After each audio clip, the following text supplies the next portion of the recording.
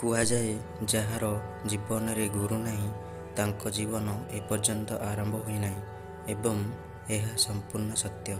କାରଣ କେବଳ ଗୁରୁଙ୍କ ଦ୍ୱାରା ଶୂନ୍ୟରୁ ହିରୋରେ ପରିଣତ ହୋଇଥିବା ବ୍ୟକ୍ତି ହିଁ ଜାଣନ୍ତି। ଶିକ୍ଷା କ୍ଷେତ୍ରରେ ଗୁରୁଙ୍କ ମହତ୍ତ୍ୱ ବହୁତ ଅଧିକ।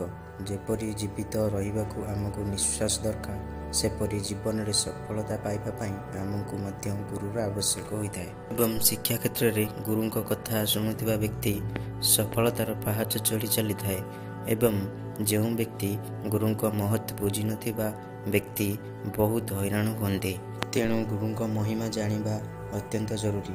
କାରଣ ଗୁରୁ ଆମକୁ ସମସ୍ତ ସମସ୍ୟାରୁ ରକ୍ଷା କରନ୍ତି।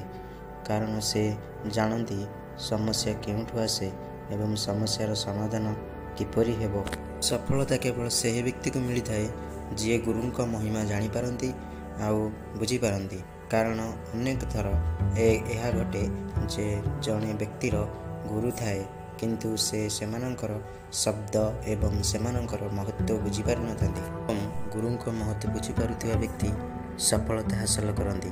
ସେଥିପାଇଁ ଗୁରୁଙ୍କୁ ସର୍ବୋଚ୍ଚ ସ୍ତରରେ ରଖାଯାଇଛି।